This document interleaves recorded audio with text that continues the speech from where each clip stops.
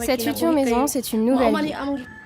Je suis très contente de déménager, car s'il y a encore un typhon, ma maison sera inondée. Mes enfants seront en sécurité de l'autre côté.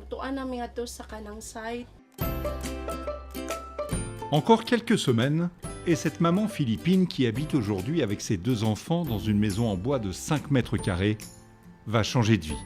Pour la première fois, cette famille victime du typhon Yolanda en novembre 2013 aura chez elle l'électricité et l'eau potable. Comme c'est déjà le cas pour Rolly et Manilin Bua, les tout premiers habitants.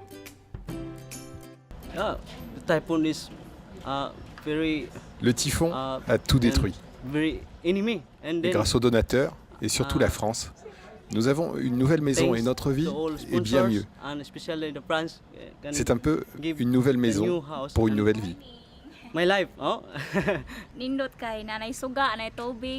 Avant, on n'avait pas d'électricité. L'eau était très loin de chez nous.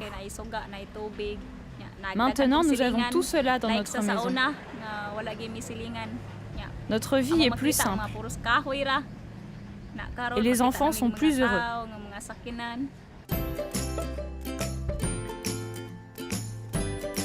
Au nord de l'île de Cebu, la Croix-Rouge a construit 128 maisons en dur, une infirmerie, une crèche et un bâtiment qui doit permettre le développement de l'économie locale, comme cette fabrication de cages à poules. Entre typhon et pollution, pêcheurs et agriculteurs qui vont venir s'installer ici ont tout perdu. 90% des maisons de la région ont été détruites. Le revenu de chaque famille est inférieur à $1 par jour. On ne peut pas les considérer comme des réfugiés climatiques. Ils habitent toujours dans leur pays, dans la zone qui les a vus naître. Par contre, ce sont des victimes climatiques sans aucun doute. Et on n'exclut pas qu'un jour ils deviennent des réfugiés climatiques. Alors si on devait le décrire, on le décrirait comme déjà un projet de relèvement, c'est-à-dire des populations qui ont tout perdu, qui permet aux gens de redémarrer sur des bases saines. Et dans un deuxième temps, pour le décrire comme un projet de résilience, c'est vraiment l'objectif. La résilience, c'est ce qui permet à une population de moins subir les effets d'une catastrophe. D'autres projets en lien avec la santé, l'adduction d'eau, ou toujours dans les moyens de subsistance, le fait de fournir de l'électricité qui est considéré comme ce n'est pas un luxe, c'est quelque chose qui est nécessaire pour tout le monde aujourd'hui. Le fait d'avoir une lumière dans une habitation, même si ça peut sembler très limité, c'est un enfant qui va étudier après 6 heures, c'est une dame qui va pouvoir avoir d'autres activités pour subvenir à ses besoins. Pour permettre à chaque foyer d'accéder à l'électricité et à l'eau potable, les équipes d'Électriciens sans frontières ont commencé par former les premiers habitants. Ensemble, ils ont ensuite installé 3 centrales solaires et tout un réseau, en 3 semaines à peine. Bientôt, cette corvée du puits aura disparu.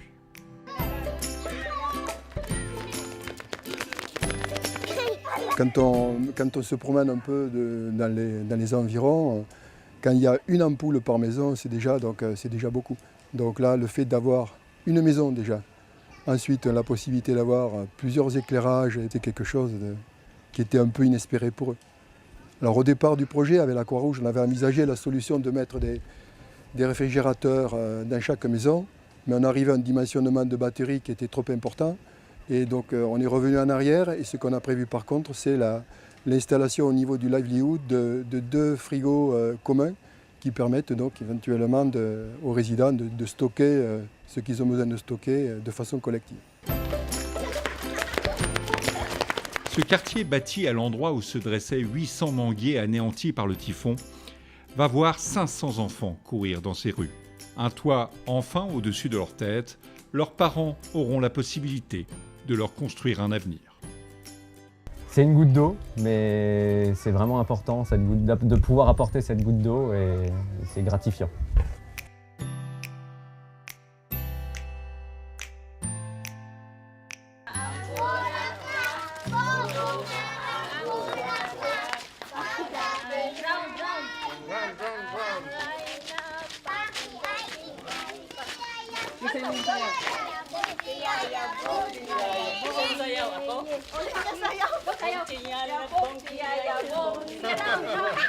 Bông